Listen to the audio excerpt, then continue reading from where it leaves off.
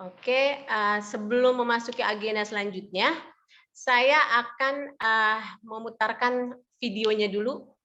Mungkin panitia.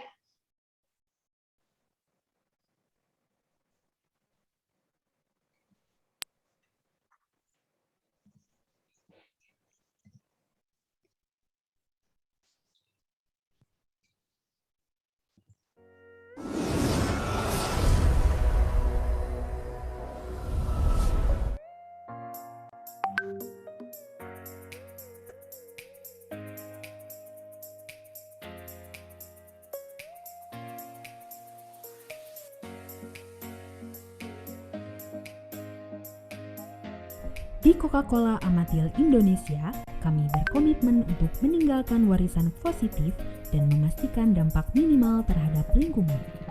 Sejalan dengan prinsip kami mengoperasikan bisnis secara berkelanjutan, kami mendukung program yang membantu melindungi serta meregenerasi sistem alam dan keanekaragaman hayati di Indonesia. Coca-Cola Forest merupakan satu dari rangkaian program berkelanjutan yang kami jalankan di Indonesia. Pertama kali diluncurkan di Lampung pada tahun 2014, Coca-Cola Forest hadir dengan menggabungkan inisiatif pelestarian lingkungan melalui pembibitan pohon sekaligus pemberdayaan masyarakat di area sekitar kami beroperasi. Di wilayah Sumedang sendiri, selama 5 tahun terakhir kami aktif menjalankan berbagai aktivitas lingkungan seperti penanaman dan pendonasian pohon ke komunitas sekitar, daur ulang limbah produksi, yakni pengolahan limbah ampas teh Fresti menjadi kompos organik dan sampah kemasan plastik menjadi polybag, serta program pengembangan kesadaran cinta lingkungan bagi masyarakat sekitar pabrik melalui Fun Learning. Menjadi bagian dari perubahan baik bagi lingkungan merupakan suatu kebanggaan tersendiri bagi saya. Selama beberapa tahun belakangan, saya bersyukur mendapatkan kesempatan belajar hal-hal baru yang bermanfaat langsung dari ahlinya. Lewat Coca-Cola Forest, saya bersama teman-teman akan meneruskan ilmu ini kepada keluarga sekitar agar lebih banyak lagi orang-orang yang terlibat dari pergerakan menuju lingkungan lebih baik. Coca-Cola Forest adalah bentuk komitmen kami untuk bertumbuh bersama masyarakat di area tempat kami beroperasi sebagai bisnis yang bertanggung jawab. Kami akan terus berkolaborasi dengan berbagai pemangku kepentingan untuk membawa manfaat bagi masyarakat sekitar serta mewujudkan lingkungan yang baik.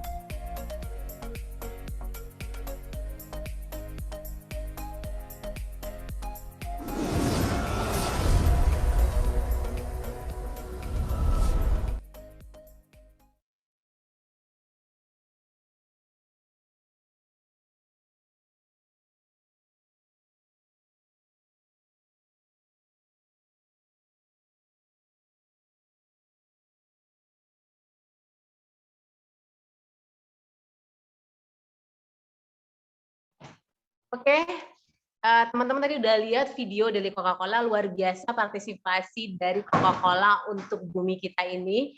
Sebelum kita berlama-lama lagi, kita akan langsung aja. Tapi sebelum mulai, jangan lupa untuk mengisi daftar hadir yang ada di kolom chat. Dan jangan sampai ada yang terlewat, karena nanti akan ada giveaway dari Kertabumi dan Coca-Cola. Jadi terus dilihat terus webinar kita kali ini. Nah, sebelum kita mulai, mungkin saya akan memperkenalkan dua narasumber yang akan memaparkan materi yang luar biasa banget. Yang pertama dari Coca-Cola-nya kita ada Ibu Ardina Zaiza dengan background pendidikannya sebagai psikologi dan corporate communication, bergabung di Coca-Cola Indonesia sebagai gratitude trainer di tahun 2012, dan sebelum memegang corporate communication, memegang CSR, kemudian berkembang menjadi sustainability, lalu saat ini juga masih memegang sustainability untuk sementara waktu, dan banyak program-program peresmian seperti CCF dan lainnya yang ada di Lampung dari 2014 dan CCF Semarang di 2017. Itu luar biasa. Mungkin kita bisa sambut Mbak Ica, mungkin disapanya. Iya, betul. Selamat siang semuanya. Selamat siang Mbak Ica. Mbak Ica apa kabar? Baik, Mbak Santi. Semoga Sehat sehat-sehat ya, semua Mbak? ya. Sehat-sehat semua. Sehat, Oke. alhamdulillah. Mungkin Mbak Ica silahkan untuk memaparkan materinya. Oh, langsung ya berarti ya. Oke, kalau gitu. Enggak, ini apa? Langsung saya ya. Belum perkenalan yang lain dulu ya berarti ya. Langsung aja. Oke, kalau gitu. Selamat siang semuanya. Assalamualaikum warahmatullahi wabarakatuh. Salam sejahtera untuk kita semua. Semoga dalam keadaan sehat ya, Bapak Ibu. Dan semoga koneksi saya lancar sampai selesai pemaparan ya. Senang sekali sudah diberikan kesempatan untuk berbagi pada siang hari ini. Ternyata tentang pemanfaatan sampah plastik judulnya ya. Sebelum saya memulai pemaparan materi, saya ingin menyapa dulu juga nih dari yang sudah hadir peserta. Terima kasih banyak sudah datang. Untuk ibu-ibu PKK Cimanggung sudah hadir, Bu Camat Dede Herna ya. Ibu, terima kasih, selamat datang. Kemudian ibu-ibu PKK Pokja 3 dan PKK Desa Cihanjuang, Ibu Nur, dan 10 PKK desa yang lain di Cimanggung. Selamat datang dan terima kasih sudah bergabung. Kemudian teman-teman Sri Kandi Sungai Indonesia Tasikmalaya dengan Bu Dania kata dipanggilnya ya. Oke, terima kasih sudah bergabung. Teman-teman pegiat lingkungan gempa, betul ya saya nyebutnya ya. Kemudian teman-teman karyawan CCIP Indonesia yang ikut bergabung pada siang hari ini dan semua partisipan yang terus semangat ya, termasuk Coca-Cola Forest Sumedang. Jadi terima kasih banyak sudah hadir bersama saya. Lihat cukup banyak soalnya sampai 141. Saya sampai Luar deg-degan biasa semangatnya. sampai deg-degan. Oh ya banyak banget ya. Oke, kalau gitu boleh saya langsung mulai saja kalau gitu pemaparannya ya.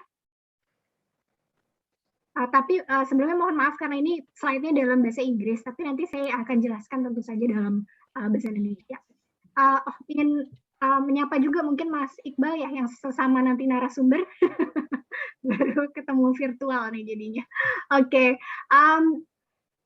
kita akan membahas tentang pemanfaatan sampah plastik. Tapi sebelumnya mungkin saya ingin membahas sesuatu yang lebih umum dulu, yaitu bagaimana kita gitu Coca-Cola Euro Pacific Partners ya memanfaatkan sampah plastik ini sendiri atau apa saja usaha yang sudah kita lakukan agar untuk mengurangi pemakaian plastik seperti itu kurang lebih. Nah mungkin tadi ada yang bingung juga kok di video Coca-Cola Amatil terus kemudian ini kok Coca-Cola Euro Pacific Partners Indonesia ya gitu atau nyebutnya CCIP Indonesia. Kalau memang kita baru diakuisisi, jadi dari Coca-Cola Amatil Indonesia dibeli ya, diakuisisi, kemudian sekarang kita sudah menjadi Coca-Cola Euro Pacific Partners Indonesia. Jadi bergabung dengan Eropa. Itu mudah-mudahan semakin berkembang, semakin juga bisa memberikan manfaat lebih untuk masyarakat dan lingkungan. Oke, boleh slide selanjutnya?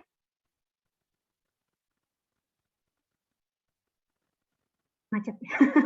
Berat soalnya ininya filenya ya panjang. Jadi Coca-Cola Euro Pacific Partners di Indonesia itu beda ya dengan Coca-Cola Indonesia. Mungkin ini saya terangin sedikit kan. Kalau Coca-Cola Indonesia lebih ke arah branding. Nah, kalau kita itu adalah pembotolan. Jadi yang punya pabrik pembotolan, kemudian yang berjualan adalah Coca-Cola Euro Pacific Partners. Pembotolan dan distribusi. Kita ada ini apa namanya pabrik pembotolan ada 8 di seluruh Indonesia dan juga distribusinya juga banyak sekali ya. Jadi benar-benar dari Medan sampai pabrik kita itu di Bali. Seperti itu. Mungkin singkat aja saya jelasinnya. Oke, silakan selanjutnya.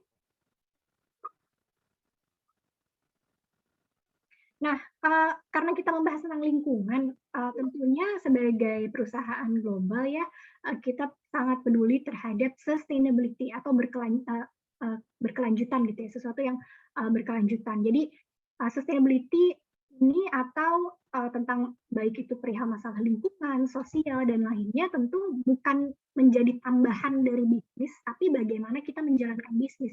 Jadi setiap hal yang kita lakukan harus tentunya memperhatikan aspek sustainability ini. Misalnya seperti apa sih?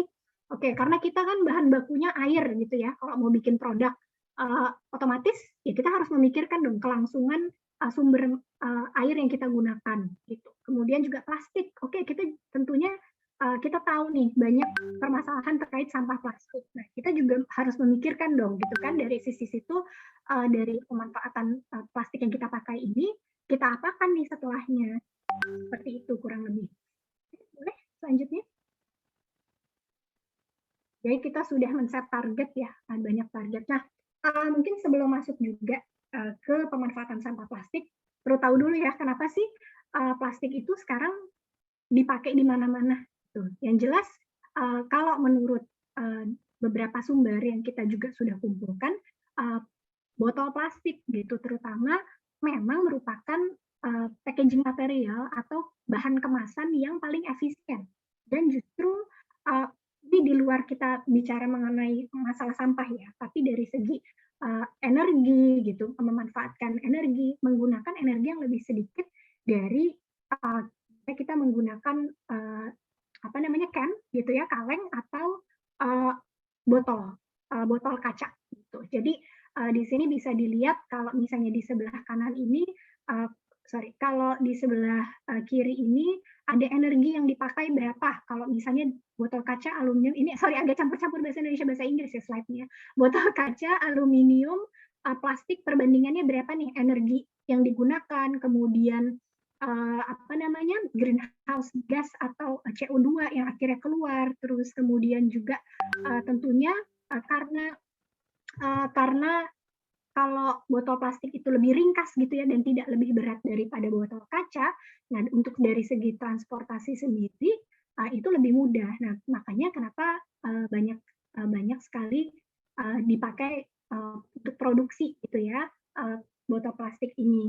Dan ternyata ya itu penggunaan energinya lebih sedikit dibandingkan dengan botol gelas. Nah mungkin nggak kepikiran kan sebelumnya karena kita ngelihatnya permasalahan sampah plastik. Padahal misalnya nanti kalau kita pakai botol kaca pun setelah dia kembali ke pabrik, kalau di kita itu harus dibersihkan dengan bahan kimia tertentu. Terus kemudian nanti pembersihannya itu juga menggunakan energi yang sangat besar gitu. Jadi sebenarnya ya memang ada plus minus dari semua kemasan yang kita pakai. Ini kayaknya banyak yang ini ya mungkin yang kalau dari panitia yang apa namanya operating slide-nya sepertinya ada di chat banyak yang buram ya membaca slide-nya atau mungkin masalah koneksi. Saya lanjut aja kalau gitu ya. Oke. Sudah ada yang bilang jelas juga. Oke. Boleh kembali ke slide-nya lagi. Oke, jadi itulah kenapa plastik itu banyak dipakai. Nah, tapi memang boleh slide selanjutnya. Nah, tapi memang ini kembali lagi ya environmental impact-nya seperti apa gitu dari plastik dengan alternatif packaging lain gitu yang ada di pasaran saat ini. Nah, dari segi tidak hanya dari segi apa namanya energi yang digunakan lebih rendah, nah dari segi ekonomi pun gitu ya karena cost-nya itu bisa murah kan memang plastik gitu sehingga dijualnya untuk kemasan makanan misalnya dalam kemasan plastik ya akan lebih murah ke konsumen. Gitu. Nah, maka sebabnya itulah kenapa sekali lagi plastik dipilih gitu. Dan kalau dari segi keamanan untuk produk, misalnya kita mengemas produk, memang paling aman itu ya plastik gitu bisa kan tidak kena air, terus kemudian tahan air dan lain-lain. Itu alasan lainnya mengapa plastik dipilih. Oke, silakan.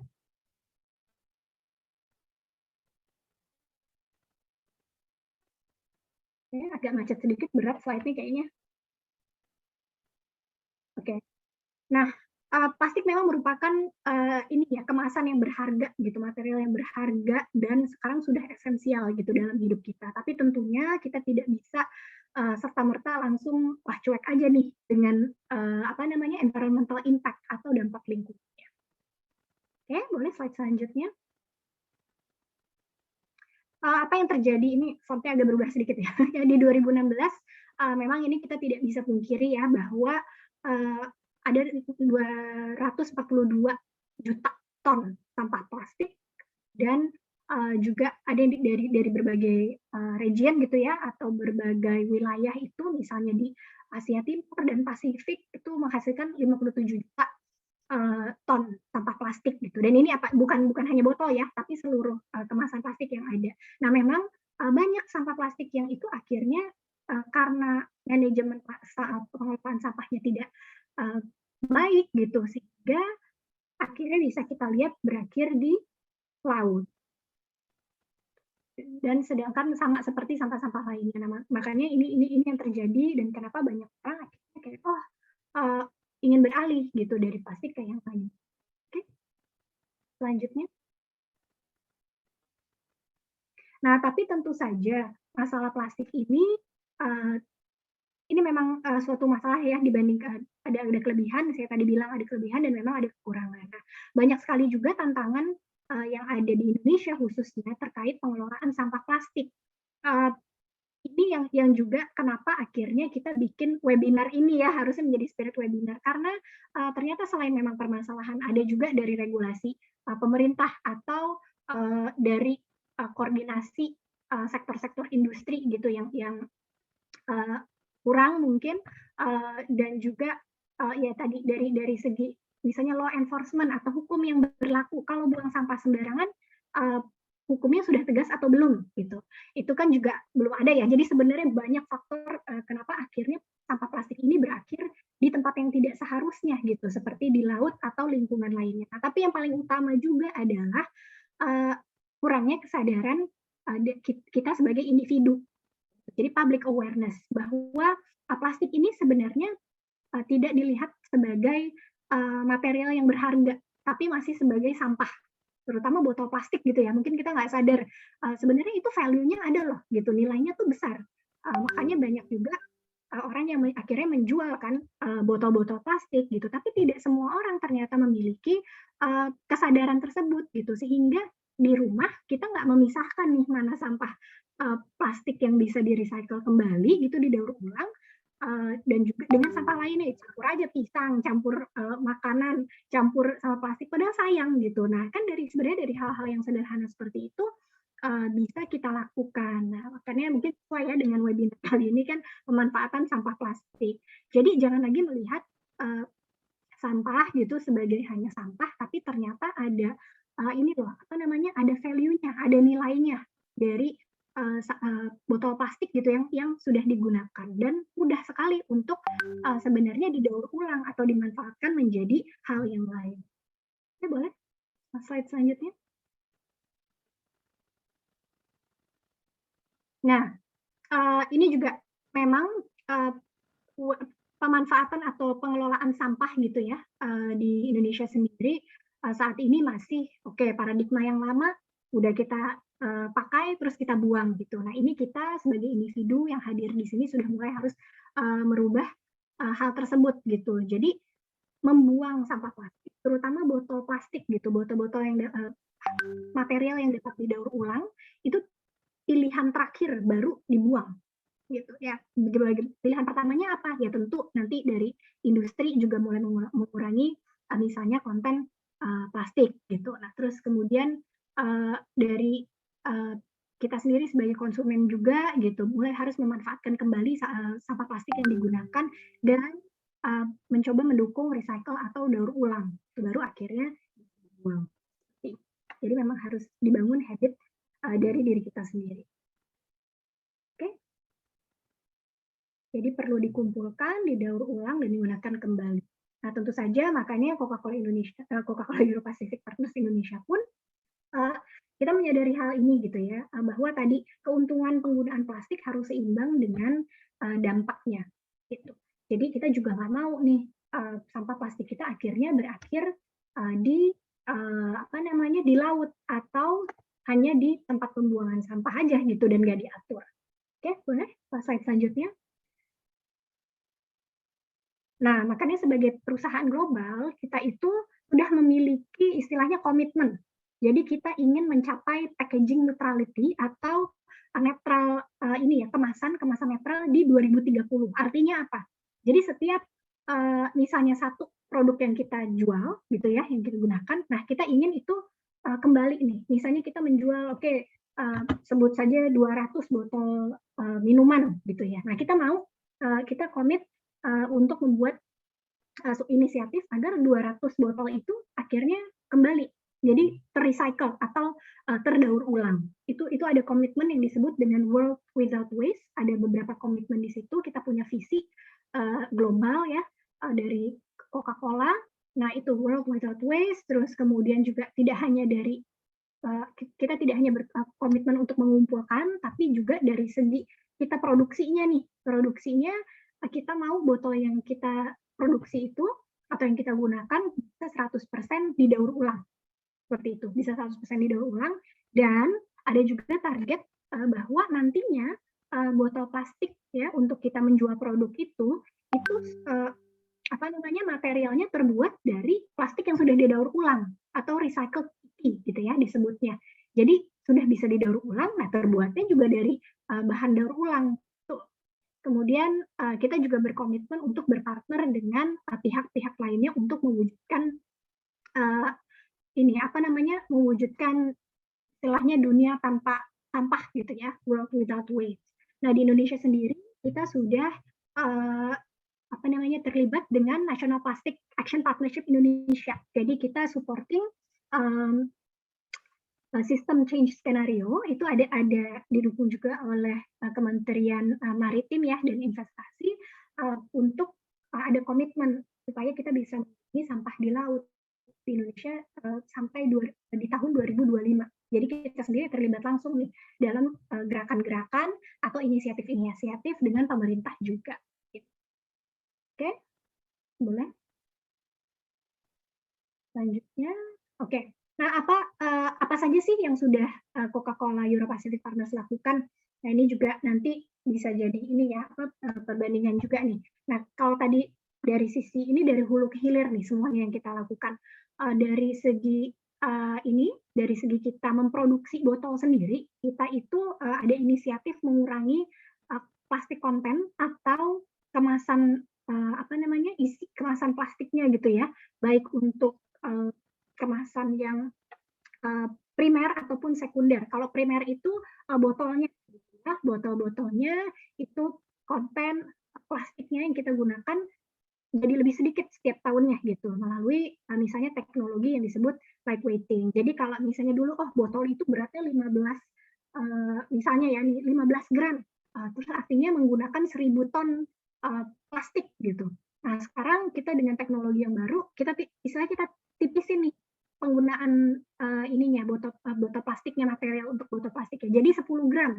Nah 10 gram itu artinya kita sudah mengurangi ya tadi kan 5 gram kali berapa tuh yang kita produksi. Nah itu kita dari sisi situ kita sudah melihat nih apa yang bisa kita lakukan. Kemudian dari segi labeling juga nggak perlu full nih di botol, tapi cukup misalnya setengahnya sehingga sekali lagi kita bisa mengurangi penggunaan plastik. Nah dalam kemasan-kemasan sekunder atau istilahnya itu kemasan untuk membungkus tadi ya, bisa membungkus botol gitu kan, kalau ada 6 atau 12 botol gitu, biasanya kan suka ada dilapisin plastik lagi ya gitu, jadi kemasan packingnya gitu lah. Nah itu juga kita sudah mengurangi penggunaan plastik di situ. Dari segi redesigning atau mendesain kembali packaging yang kita gunakan, itu kita punya namanya ASSP, botol ASSP atau Affordable Single Serve Pack. Jadi itu kemasan plastik plus gelas. Itu di situ ada inilah coating gelas gitu ya di situ. Nah supaya kita bisa mereduksi plastik di situ, tapi tetap bisa daur ulang. Nah salah satu yang mungkin ini nggak kepikiran ya kalau apa sih hubungannya, tapi yang kita lakukan juga mulai mentransisi dari botol-botol yang tadinya berwarna, botol-botol plastik yang tadinya berwarna, kemudian menjadi bening aja nih yang kita pakai. Loh ngaruhnya apa sih kalau dari botol berwarna ke bening? Katakan di pengaruhnya. Kalau teman-teman yang sudah biasa daur ulang gitu ya, pasti kan tahu mungkin kalau dari di perusahaan daur ulang gitu, bahwa botol bening itu ya akan lebih gampang dicampurnya gitu. Kalau misalnya nanti berwarna, harus nyampur lagi dengan warna yang sama gitu. Kalau enggak ya nanti merusak tadi hasil akhir. Seperti itu. Ya boleh silakan. Nah ini kedua tadi selain dari segi produksi, kita juga dari ini ya untuk mengatasi permasalahan sampah plastik tadi, kita sangat mendukung yang namanya daur ulang mengkoleksi kembali botol-botol yang sudah kita jual, dan tidak hanya botol Coca-Cola aja gitu ya, produk Coca-Cola, tetapi apapun, botol plastik apapun, itu kita mencoba mengambil kembali tadi dari lingkungan gitu ya, dan kita mendukung daur ulang tadi. Nah, lalu ini apa sih yang dikiri? Jadi di tahun 2021 ya, jadi tahun ini bulan April kita baru saja melakukan peresmian atau peletakan batu pertama dari pabrik daur ulang botol di Jawa Barat. Jadi nantinya kita di Indonesia ini kita bisa memproduksi sendiri nih, dari semuanya kita kumpulin botol-botol yang udah ada di lingkungan gitu ya, yang dipungut-pungut, kita masukin ke si pabrik ini untuk dibersihkan dengan segala macam, terus kemudian diproduksi kembali. Jadi ada yang namanya botol daur ulang gitu. Dan ini akan kita rencananya akan produksi mulai tahun depan sampai seterusnya. Nah, tapi nggak hanya itu aja, kita juga ngumpulinnya dari mana nih? Nah, kita bekerja sama melalui, nanti kita membuat yayasan, kemudian bekerja sama dengan ya itu lapak-lapak yang sudah ada, terus pengepul yang sudah ada gitu, dan dari situ ya kita mengumpul kerjasama di situ, tapi kita juga turut mensejahterakan tadi informal sektor gitu ya. Jadi kita memberikan pendidikan juga nih kepada para pemulung gitu, dan berencana untuk nantinya membangun sekolah khusus untuk para pemulung ini. Oke, boleh silakan selanjutnya. Nah, hal-hal lain yang kita lakukan untuk pengumpulan sampah itu banyak ya, melalui Coca-Cola Indonesia. Kita sudah melakukan beberapa program, kita juga sudah melakukan ini aksi clean up gitu ya, atau bersih-bersih, terus kemudian menyediakan tempat sampah untuk komunitas di sekitar kita beroperasi. Boleh selanjutnya? Nah, salah satu program yang paling besar itu adalah Bali Beach Cleanup, atau pembersihan pantai di 5 pantai utama di Bali. Jadi nanti kalau Bapak Ibu main-main ke Bali bisa lihat, nanti ada kru kita pakai seragam. Nah, itu yang bersih-bersih itu ada 75 orang. Dan dari hasil ini, dari program ini kita sudah membersihkan 41.000 sampah ya, sampai 2020, dari 2007 di 5 pantai tersebut. Nah, memang komposisi botol plastik kalau di pantai sih tidak terlalu banyak ya, yang banyak justru sampah-sampah organik gitu di situ.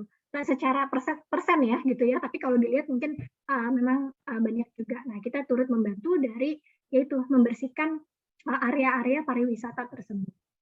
Dan kita juga banyak bekerja sama dengan Pantai Seminyaknya, kita ikut mendukung ini tempat pengolahan sampah terpadu. Dari situ kita membuat learning center atau tempat pembelajaran gitu ya, untuk edukasi dan mendonasikan truk sampah ke tempat pengolahan sampah terpadu tersebut.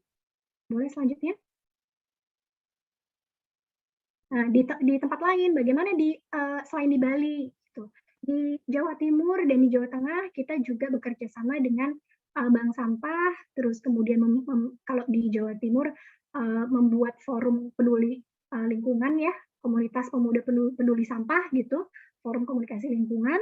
Nah, akhirnya komunitas yang tadinya tidak tidak memikirkan itu sampah mau dikemanain gitu, akhirnya mereka udah mulai nih ngumpulin sampah, terus kemudian dijual, akhirnya bisa juga menjadi penghasilan tambahan seperti itu.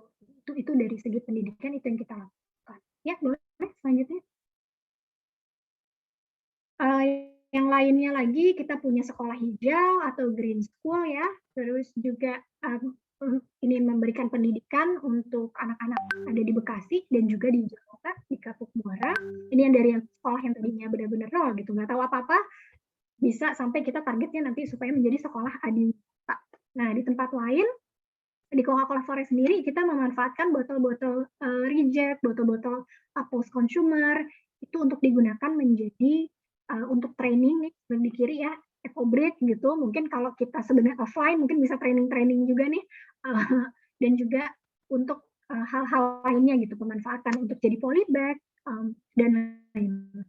Oke, silakan selanjutnya. Oke, ini penutup ya, sudah selesai. Jadi kalau tadi kita intinya secara garis besar kalau mengenai pemanfaatan sampah plastik memang sudah banyak yang kita lakukan, dan kita juga berharap dari Bapak Ibu yang hadir di sini, tentunya saya yakin sudah ikut di sini artinya sudah menyadari bahwa sampah plastik itu, terutama botol plastik gitu ya, memiliki nilai yang dapat dimanfaatkan kembali gitu. Nah, secara garis besar ini sebagai penutup, ini ada setidaknya 5 langkah gitu yang kita pikir industri gitu, karena kita sebagai perusahaan ini yang dapat dicontoh oleh perusahaan lainnya gitu. Bagaimana satu dari awal ketika kita membuat produk atau membuat botol itu harus memperhatikan apakah botol ini dapat dengan mudah didaur ulang atau tidak, atau dapat dikumpulkan kembali. Seperti itu. Terus kemudian kita mengurangi penggunaan virgin plastik dan meningkatkan itu tadi recycled content, atau membuat tadi botol plastik, nah itu dibuatnya dari plastik daur ulang. Kemudian bekerja sama juga dengan semuanya, dengan pemerintah, dengan stakeholder untuk membangun membantu infrastruktur sampah gitu ya, atau untuk collect dari mengumpulkan kembali, collecting atau mengumpulkan kembali sampah-sampah yang ada di lingkungan. Kita juga harus invest, tentunya invest dengan besar juga ya untuk akhirnya bisa memanfaatkan sampah plastik ini, dan tidak lupa memberikan edukasi yang proaktif terhadap publik untuk agar sampah ini dilihat sebagai sesuatu yang bernilai. Kurang lebih seperti itu. Mungkin nanti kalau mau tahu lebih banyaknya nanti kan bisa ada sesi tanya jawab ya. Tapi yang penting kan ini biar tak kenal maka tak sayang, jadi biar ngerti dulu nih gitu. Ternyata ini loh yang dilakukan Coca-Cola Euro-Pacific Partners Indonesia. Seperti itu. Terima kasih. Kalau begitu saya kembalikan lagi ke Mbak Santi. Terima kasih banyak semuanya. Mbak Santi masih di mute sepertinya.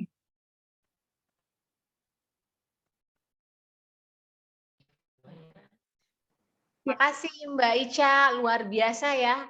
Aku malah baru tahu loh gimana Coca-Cola sangat concern banget terhadap masalah lingkungan ini, mulai dari pengkolekannya, mulai dari ada rencana untuk pembangunan botol daur ulang, mulai sampai mikirin warna juga akan berpengaruh gitu ya terhadap ini, terus kolek sampah juga di laut gitu ya. Maksudnya itu luar biasa banget gitu ya. Mudah-mudahan perusahaan-perusahaan seperti ini tuh banyak dan bisa menginspirasi yang lain. Mbak Ica luar biasa banget. Aku sampai keren banget, banyak banget program-programnya yang luar biasa. Mungkin karena banyak yang baru datang, kita mau coba putar lagi videonya ya, supaya nanti semua bisa lihat, dan setelah itu mungkin kita bisa foto bersama. Karena banyak yang tertinggal, jadi mungkin panitia bisa tolong dibantu untuk di-share lagi videonya.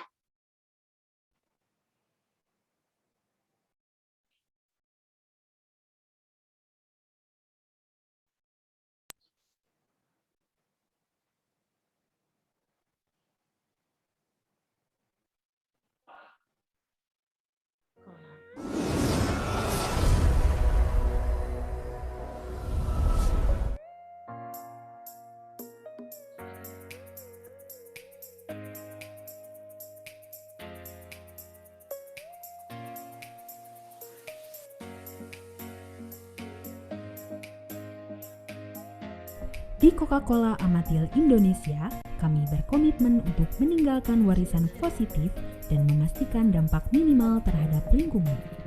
Sejalan dengan prinsip kami mengoperasikan bisnis secara berkelanjutan, kami mendukung program yang membantu melindungi serta meregenerasi sistem alam dan keanekaragaman hayati di Indonesia. Coca-Cola Forest merupakan satu dari rangkaian program berkelanjutan yang kami jalankan di Indonesia. Pertama kali diluncurkan di Lampung pada tahun 2014, Coca-Cola Forest hadir dengan menggabungkan inisiatif pelestarian lingkungan melalui pembibitan pohon sekaligus pemberdayaan masyarakat di area sekitar kami beroperasi. Di wilayah Sumedang sendiri, selama 5 tahun terakhir kami aktif menjalankan berbagai aktivitas lingkungan seperti penanaman dan pendonasian pohon ke komunitas sekitar, daur ulang limbah produksi, yakni pengolahan limbah ampas teh Fresti menjadi kompos organik dan sampah kemasan plastik menjadi polybag, serta program pengembangan kesadaran cinta lingkungan bagi masyarakat sekitar pabrik melalui fun learning. Menjadi bagian dari perubahan baik bagi lingkungan merupakan suatu kebanggaan tersendiri bagi saya. Selama beberapa tahun belakangan, saya bersyukur mendapatkan kesempatan belajar hal-hal baru yang bermanfaat langsung dari ahlinya. Lewat Coca-Cola Forest, saya bersama teman-teman akan meneruskan ilmu ini kepada warga sekitar agar lebih banyak lagi orang-orang yang terlibat dari pergerakan menuju lingkungan lebih baik. Coca-Cola Forest adalah bentuk komitmen kami untuk bertumbuh bersama masyarakat di area tempat kami beroperasi sebagai bisnis yang bertanggung jawab. Kami akan terus berkolaborasi dengan berbagai pemangku kepentingan untuk membawa manfaat bagi masyarakat sekitar serta mewujudkan lingkungan yang baik.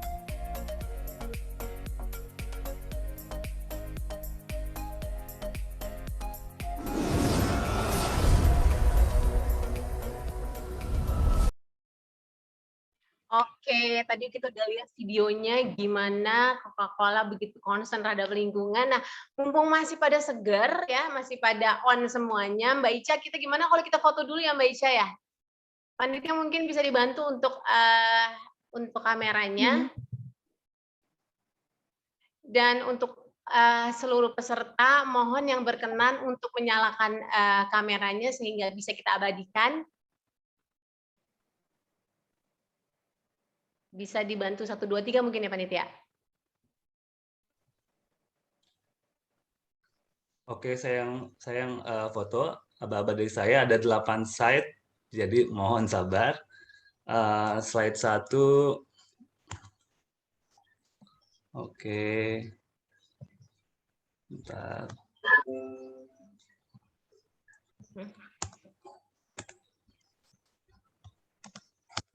Slide 2.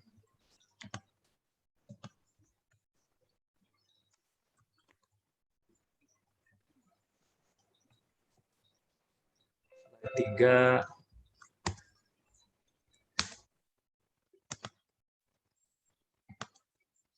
slide 4, slide 5,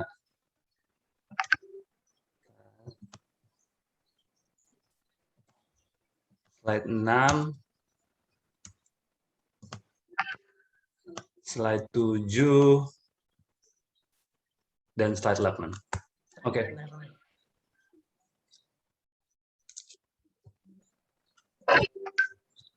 Silakan Kak Santi. Oke, udah semuanya difoto, udah diabadikan semuanya.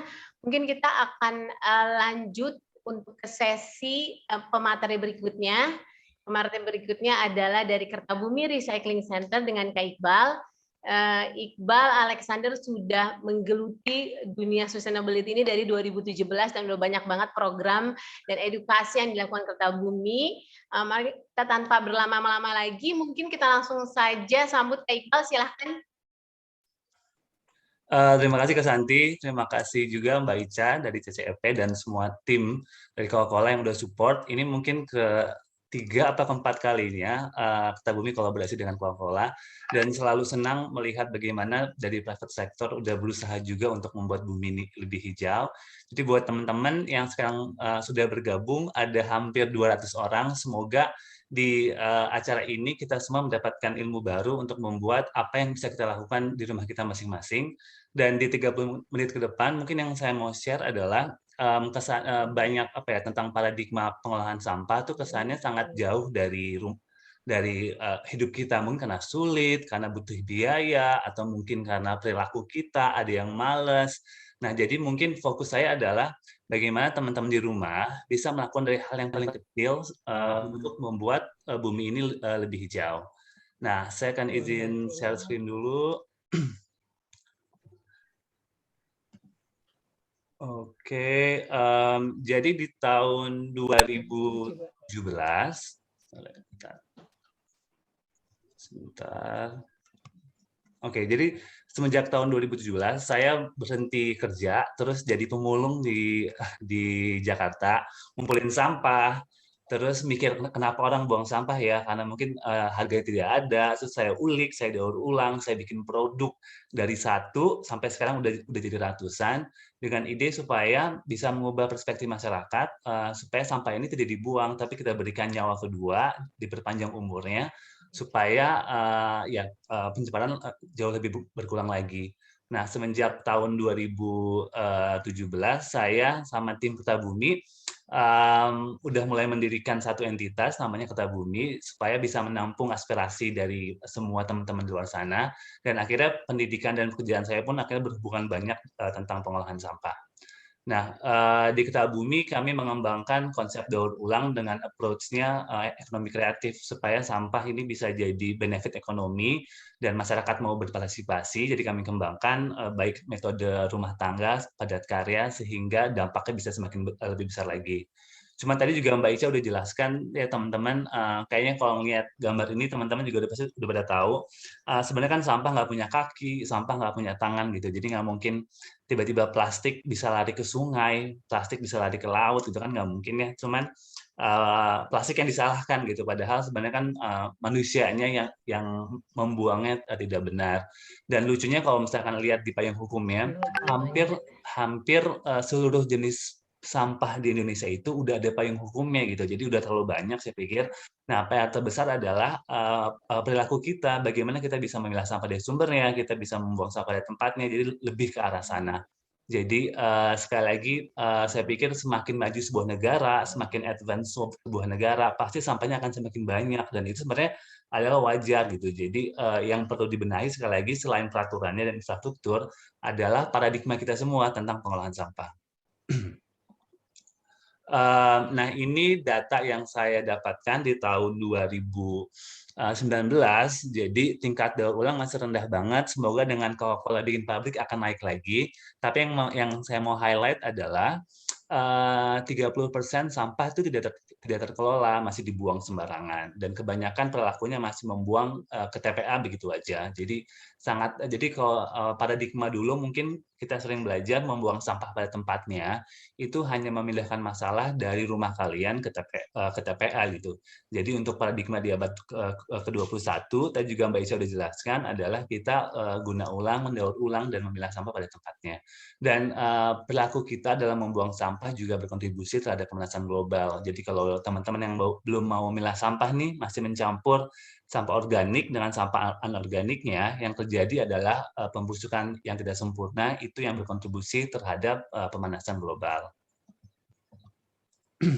Nah, yang diperlukan apa? Yaitu perubahan gaya hidup. Perubahannya bisa apa aja, sesuai dengan akses yang teman-teman punya, sumber yang teman-teman punya, dari mungkin teman-teman milah sampah, nabung di bank sampah, buang sampah pada tempatnya, ataupun mungkin menghemat listrik, menghabiskan makanan. Jadi apapun yang bisa teman-teman lakukan gitu. Jadi nggak ada metode pastinya. Yang pasti apapun yang teman-teman bisa lakukan, lakukanlah secepat mungkin. Nah, hari ini mungkin yang saya mau sharing adalah apa yang teman-teman bisa lakukan tentang pengelolaan sampah di rumah kalian masing-masing.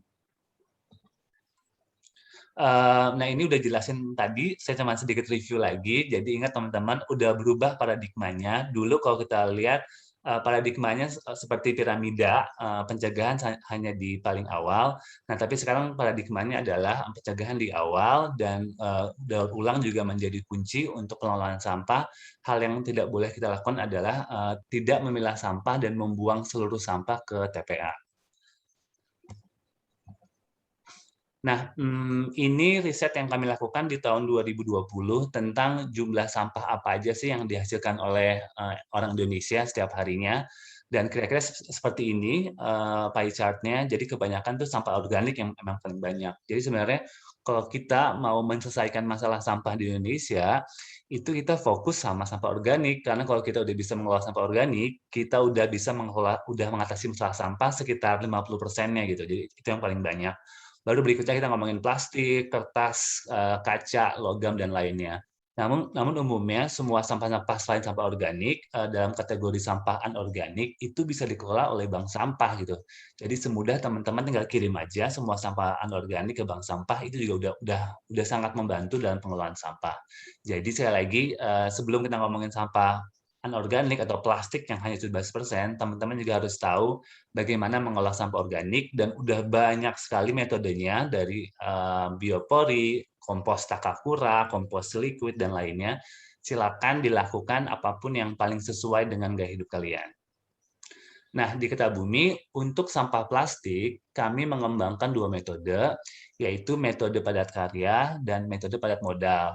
Kalau metode padat karya, kami mengembangkan baik skala rumah tangga maupun skala industri kecil. Jadi ini kalau teman-teman yang mungkin di sini mau belajar pengolahan sampah plastik, pertama kalian harus menentukan dulu kalian mau mengolahnya skala apa dulu nih, dan seperti apa resource-nya. Apa kalian mau manfaatkan mungkin karang taruna di desa kalian, atau kalian mau memanfaatkan mungkin ada private sector di rumah kalian, itu bisa dua-duanya, harus disesuaikan dengan resource dan juga dengan kemampuan dari kalian sendiri.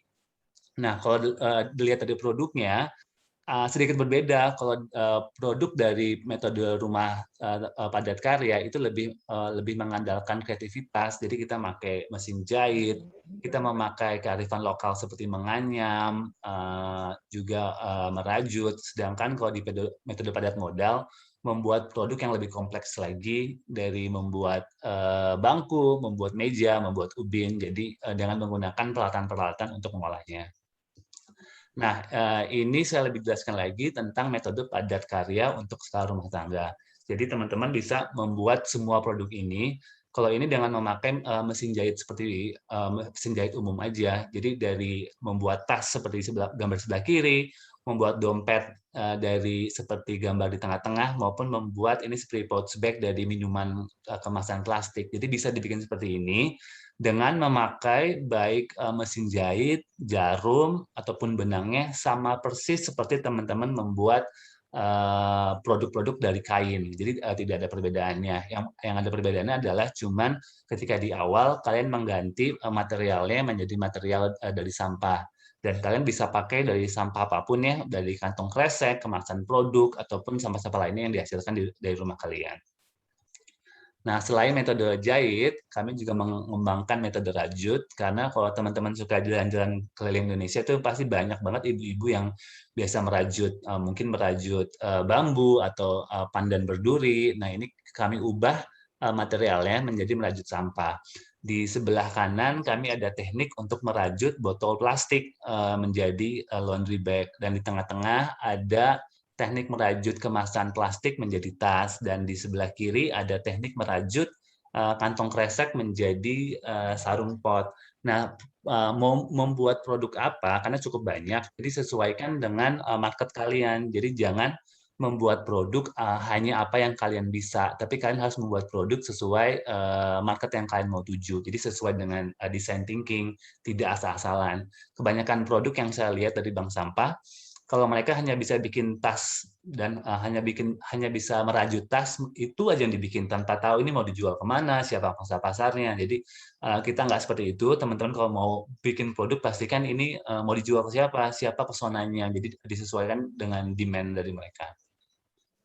Lalu selain teknik rajut, kami juga mengembangkan banyak teknik lagi, dari yang sederhana seperti membuat bantal dari kemasan plastik, terus juga kami membuat banyak aksesoris dari kemasan aluminium obat, dan juga minyak jelantah yang kami ubah menjadi sabun. Ini pun menjadi salah satu solusi alternatif untuk mengolah sampah yang kalian hasilkan di rumah. Dan seluruh video tutorial untuk pembuatan produk-produk ini sudah ada di Instagram kami, jadi dicek langsung aja di Kertabumi. Biasanya sebelum pandemi kami selalu mengadakan workshop offline keliling Indonesia untuk bantu teman-teman di luar sana, tapi selama pandemi jadi udah kami buatkan videonya, jadi teman-teman bisa punya akses langsung untuk melihat bagaimana membuat seluruh produk ini dengan mengandalkan peralatan yang ada di rumah kalian. Nah, ini ada satu video. Ini video adalah pengolahan sampah plastik kemasan untuk transaksi online, karena ketika pandemi hampir 400% ada kenaikan dari transaksi online, dan 96% dari seluruh produk online itu mengandung plastik. Nah, ini adalah teknik pengolahannya apabila teman-teman suka membeli produk online. Sebentar, saya play videonya cuma 1 menit.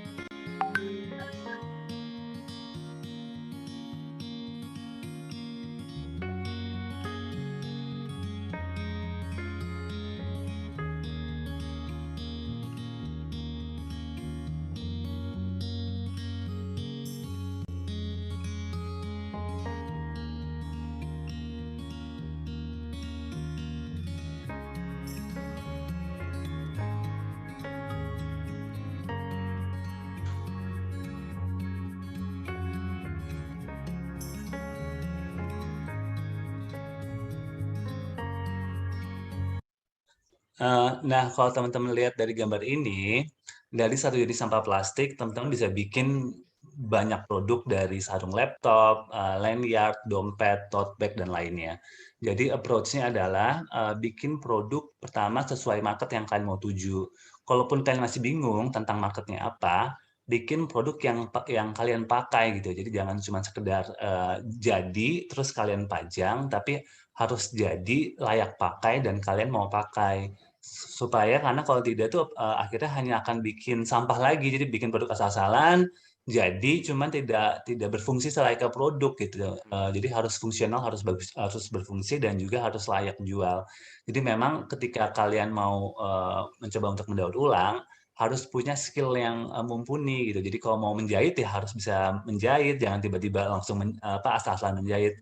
Jadi silakan kolaborasi dengan teman-teman penjahit di dekat rumah atau orang tua kalian yang bisa merajut. Jadi harus dibuat sebagus mungkin supaya kalaupun sampai kalian pakai ataupun ada yang orang lain beli, mereka beli bukan karena iba, ini karena produk sampah, oke saya mau support, nggak gitu, tapi karena memang secara fungsinya berfungsi dan secara kualitasnya sama seperti produk-produk konvensional lainnya.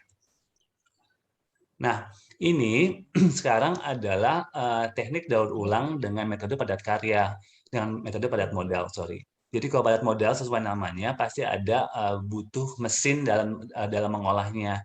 Namun produk-produk yang dihasilkannya pun akan berbeda, lebih kompleks. Dari di sebelah kanan ada meja dan bangku. Ini dibuat dari sampah botol plastik deterjen, sampah botol. Di tengah-tengah ini kami buat batako dari styrofoam dan di sebelah kanannya ada dari jam dinding, coaster, sampai vas dari botol plastik juga. Seluruh warna kami dapatkan dari warna sampahnya tanpa ada penambahan apa-apa. Dan dalam membuat ini semua, kami dapat menghasilkan produk yang justru lebih kuat dibandingkan mungkin dengan kayu karena plastik itu anti air, anti rayap, terus anti patah juga, bisa dipakai bertahun-tahun. Juga itu juga jadi alasan kenapa sebenarnya plastik bisa viral kan, karena memang dari harganya murah, terus higienis, ringan, jadi sangat fleksibel untuk dibuat berbagai macam produk. Jadi teman-teman bisa mulai belajar untuk membuat produk-produk ini.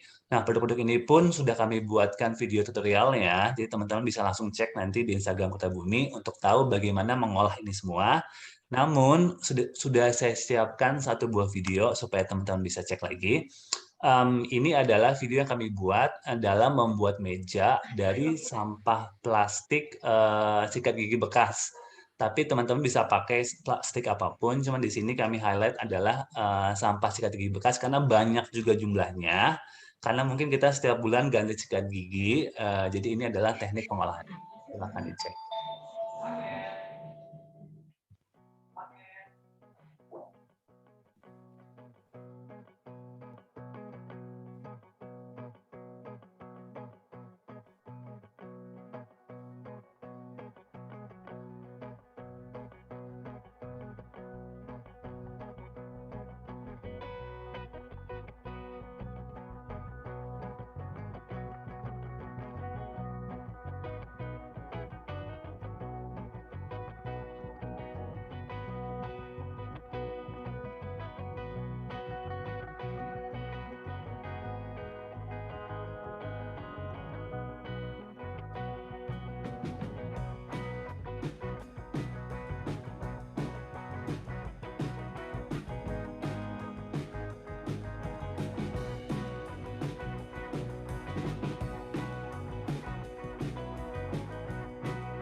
Nah, ini adalah meja lipat yang kami buat dari sampah sikat gigi bekas. Dan sama seperti tadi, seluruh warna kami dapatkan dari warna asli sampahnya. Jadi kami bisa desain mau warna merah, mau warna biru. Nah, teknisnya teman-teman perlu 2 mesin dalam membuat ini. Pertama adalah mesin cacah. Mesin cacah udah banyak dijual di marketplace. Silahkan cari aja dari harga cuma 2 juta sampai 5 juta. Mesin cacah yang dipakai itu sama persis seperti mesin cacah yang untuk menggiling padi atau mencacah kertas, hampir sama, jadi bisa dicek dan itu udah cukup umum produknya. Lalu kalian cacah berdasarkan jenis satu, jadi kalau botol semua, kalau botol deterjen semua, kalau tutup botol plastik untuk botol plastik semua. Lalu setelah kalian pisahkan berdasarkan jenisnya, kalian cacah berdasarkan warnanya. Jadi mau biru, merah semua. Sehingga ketika kalian mau bentuk satu produk, bisa kalian desain warnanya seperti ini, perpaduan biru sama putih, merah sama kuning, ini supaya jadi produk yang menarik. Selain mesin cacah, untuk membuat produk seperti ini, teman-teman butuh juga oven. Ovennya sama persis seperti oven membuat roti, tapi kita butuh yang lebih besar supaya bisa masukkan loyang ukuran besar. Tapi kalaupun kalian membuat dengan sistem loyang, dengan sistem oven, pastikan tidak dicampur dengan makanan, jadi khusus untuk mendaur ulang plastik aja. Nah, selain itu pun kami mengembangkan produk daur ulang, dan kami kombinasikan dengan kearifan lokal setempat, jadi dengan batik, dengan tenun, dengan anyaman pandan ataupun bambu, supaya produk yang dihasilkan tidak terlalu pasaran, tapi ada ceritanya, ada identitasnya. Jadi teman-teman juga bisa lakukan ini, karena saya yakin dari hampir 200 orang di sini datang dari seluruh penjuru Indonesia, dan pasti kebanyakan di daerah Indonesia itu punya kearifan lokal, kan, punya budaya. Jadi silakan dikombinasi produknya supaya jadi menarik. Jadi nggak cuma ada sampahnya, tapi juga ada value untuk melestarikan kearifan lokal setempat. Nah, ini semua kami kembangkan dari sebelah kiri di atas. Ini adalah sampah yang kami kombinasi dengan kain perca di batik di Cilacap. Kain perca juga jadi sampah di situ karena banyak banget. Akhirnya kami buat jadi pots bag seperti ini. Sedangkan di sebelah kanan bawah, kami mengkombinasi antara sampah plastik dengan anyaman bambu dari Lombok Timur. Jadi silakan teman-teman explore, dan kalau bisa bikin produk yang berbeda dari yang lainnya dengan material yang kalian kembangkan yang ada di dekat rumah kalian. Entah itu mungkin jerami, entah mungkin kulit jagung, jadi silakan di-explore. Nah, lalu selama pandemi ini, teman-teman juga tahu ya, pasti ada satu jenis sampah yang banyak banget kita temukan, yaitu sampah masker medis, dan biasanya bahannya plastik. Nah, selama setahun terakhir kami juga bereksperimen untuk mengubah bagaimana bisa mengubah sampah masker medis ini menjadi produk baru, dan kami udah bikin jadi pot, jadi bangku seperti di gambar sebelah kanan. Sekarang kami udah bikin jam dinding, bikin coaster, alas gelas, atau bikin nanpan, dan bikin banyak produk lagi. Nah, teman-teman pun bisa untuk mencoba mendaur ulang sampah masker medis, tapi ingat, kalau kalian mau coba untuk daur ulang sampah masker medis pun, kalian dapatkan dari sumber yang memang bersih ya, bukan dari OTG ataupun yang lainnya, dan biasa itu kami mengolah sampah masker medis sendiri, karena kami tahu bahwa tidak ada virus atau ataupun bakteri, dan kalaupun itu kalian lakukan, pastikan kalian disinfektan dulu sebelum kalian proses. Nah, ini udah saya siapkan juga satu video, jadi teman-teman bisa lihat langsung teknik pengolahan sampah masker medis. Sebentar, nggak jalan.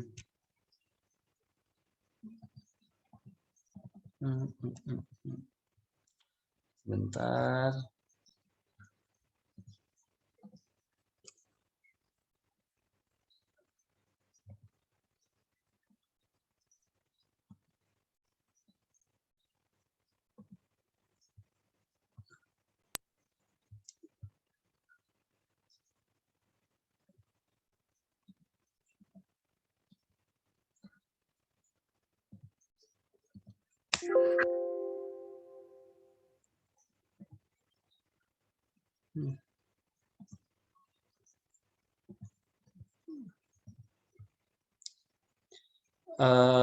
Maaf, mungkin belum bisa saya play, tapi nanti akan saya share di grup videonya, jadi teman-teman masih bisa lihat videonya.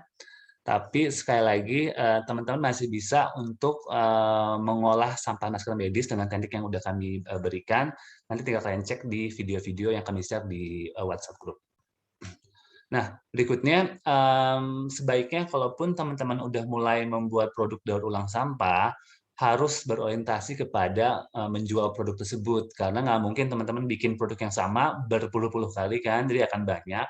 Jadi harus bisa bernilai jual, dijual sesuai. Sekali lagi, ketika kalian membuat produk, sesuaikan dengan demand-nya, bukan sekedar dari apa yang kalian bisa.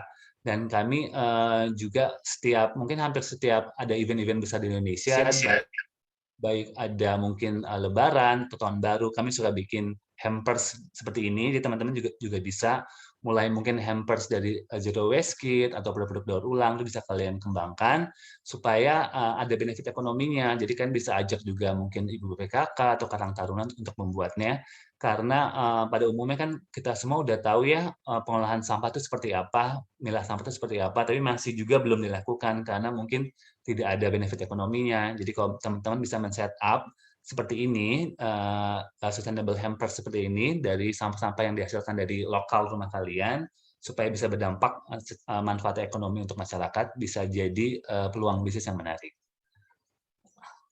Nah, lalu kalaupun teman-teman mau mendaur ulang sampah plastik dan menjualnya, pastikan kemasannya jangan plastik lagi, karena kan kita kan isu goals-nya untuk mereduce pemakaian mereduce sampah plastik di alam. Jadi kemasannya haruslah jangan dari plastik, tapi dari material yang bisa terdaur ulang secara alami. Sudah banyak sekali kemasan packaging dari berbahan dasar kertas, dari kardus atau paper bag dan lainnya. Silahkan cek aja di marketplace favorit kalian dan harganya pun affordable, hampir ada di seluruh kota, jadi bisa mulai kalian cek juga. Nah, untuk pemasarannya ini yang saya paling sering dapat pertanyaan, karena ketika udah jadi produknya terus jualnya gimana, itu kan jadi PR baru lagi gitu. Cuman selama hampir 4-5 tahun kami berjualan produk-produk daur ulang sampah, ini merupakan 3 market besarnya. Dan mungkin sedikit ada penurunan selama pandemi, tapi itu pun terjadi sama seluruh produk ya. Jadi bukan hanya industri daur ulang sampah, tapi industri lain pun akan terdampak. Tapi ini adalah market besarnya, yaitu dari instansi pemerintah, perusahaan swasta, atau online shop. Nah, apapun market yang mau kalian tuju, itu disesuaikan dengan kondisi geografis ataupun produk kalian. Jadi yang bisa kami lakukan, kami melakukan nomor 1, yaitu identifikasi siapa pasar kalian. Apakah kalian mau menjual ke anak SMA, apakah kalian mau menjual ke perusahaan, atau menjual ke instansi pemerintah. Karena produknya pasti berbeda. Nah, jadi kalian fokus mau servis market sebelah mana. Mungkin kalau misalkan online shop, atau mungkin buat millennials, mungkin mereka maunya aksesoris atau pouch bag gitu. Tapi kalau misalkan perusahaan swasta, mungkin maunya lebih ke tas goodie bag ataupun souvenir. Sedangkan kalau pemerintah mungkin lebih ke plakat. Nah, jadi akan berbeda produknya. Jadi kan harus tahu dulu gitu, siapa market kalian, apa yang mereka butuhkan, baru kalian buat itu. Jadi jangan terbalik. Jangan kalian buat dulu produknya, terus kalian baru pikirin ini jual kemana gitu. Yang kedua, kalian identifikasi apa kebutuhan mereka. Mungkin kalau teman-teman di perusahaan pasti butuhnya dari souvenir, pasti selalu butuh, ataupun pemerintah butuh plakat, butuh hal-hal lainnya, maupun dari online shop, silahkan dicari apa kebutuhan mereka. Sekali lagi, approach-nya adalah harus tahu apa kebutuhan mereka. Kita harus berpikir selayaknya seorang desainer, design thinking, jadi membuat produk sesuai apa yang dibutuhkan oleh masyarakat. Dan juga banyak kejadian, contohnya di bank sampah yang membuat produk, mereka bilang, wah susah jualan produk daur ulang, nggak laku atau apa gitu. Terus pas saya lihat produknya juga kayak gitu, asal-asalan, jadi sejadinya aja. Jadi banyak yang mendadak menjadi pendaur ulang gitu. Jadi hanya bisa menganyam, hanya bisa menjahit terus miring-miring tanpa serius. Sekali lagi, dalam membuat produk daur ulang, teman-teman itu prosesnya sama persis seperti membuat produk pada umumnya. Jadi akan ada analisis market, pengembangan produk, ada prototype, terus tes market, jadi nggak tiba-tiba langsung jadi gitu. Sehingga ketika saya banyak melihat bank sampah yang menyalahkan industri daur ulang ini kurang bagus, saya pikir itu lebih kepada mereka dalam memproses produknya seperti kurang bagus. Jadi saya pikir market di Indonesia untuk produk-produk daur ulang walaupun kecil sebenarnya, tapi growing. Jadi trennya selalu berkembang, dan trennya apalagi sejalan dengan isu lingkungan, dengan isu-isu keberlanjutan, jadi semakin besar. Jadi teman-teman bisa mulai masuk kalau mau belajar sama-sama dan libatkan banyak stakeholder seperti Coca-Cola ataupun instansi lainnya yang ada di sekitaran kalian untuk support. Karena kalau kalian mau mencoba untuk membersihkan lingkungan dengan mendaur ulang, itu kan isu komunal ya, bukan cuma kalian aja. Jadi kolaborasi juga menjadi kunci supaya bisa berhasil. Terus walaupun ini teman-teman udah tahu semuanya, tapi saya tidak akan pernah capai untuk mengingatkan harus memilah sampah. Kalau di DKI udah keluar Pergubmen nomor 77 tahun 2021, kita harus memilah dari sumbernya. Kalau secara Indonesia udah ada peraturan hukumnya dari tahun 2008 nomor 18 tentang pengelolaan sampah. Bahkan Majelis Ulama Indonesia pun udah ada keluar fatwanya untuk melarang pembuangan sampah sembarangan. Tapi ya ini intinya, teman-teman jadi silakan bisa mulai dicoba ya untuk memilah jadi 3 jenis, walaupun mungkin masih jadi tantangan karena infrastrukturnya belum merata, tapi teman-teman bisa lakukan untuk mendaur ulang sampah organik dengan kompos di rumah kalian atau kompos secara komunal dengan berbagai macam metode kompos. Silakan kalian explore juga. Lalu kalau teman-teman pun belum bisa mendaur ulang karena mungkin kan butuh effort ya, teman-teman bisa sederhana berikan semua sampah anorganik kalian ke bank sampah atau bahkan kalian gantung aja di depan rumah, pasti akan diangkut oleh pemulung. Jadi semudah itu, makanya harus milah sampah. Jadi hanyalah sampah dengan kategori B3 atau residu yang kita berikan ke dinas kebersihan. Lalu jangan lupa di Jakarta sudah ada 2.000 bank sampah, jadi banyak banget. Jadi teman-teman penting untuk bisa menemukan bank sampah dekat rumah kalian, dan di Indonesia udah ada 11.000 bank sampah. Saya yakin di seluruh kota dan kabupaten di Indonesia itu udah ada bank sampah, jadi cari bank sampah untuk jadi bagian dalam gaya hidup berkelanjutan kalian.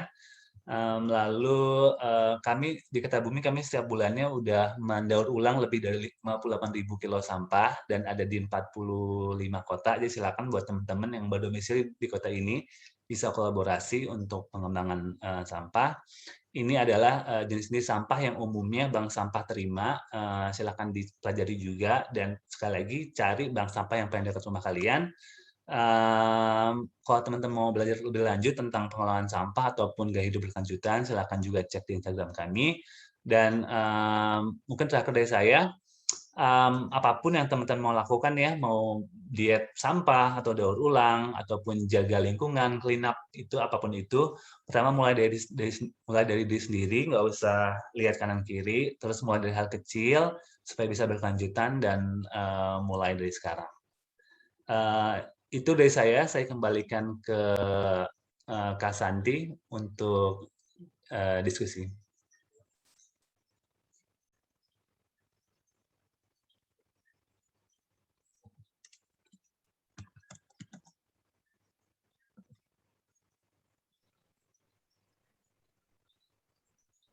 Oke, terima kasih banget Kak Iqbal penjelasannya. Jadi kita udah lihat ya, udah dengar dari dua pemateri yang luar biasa banget.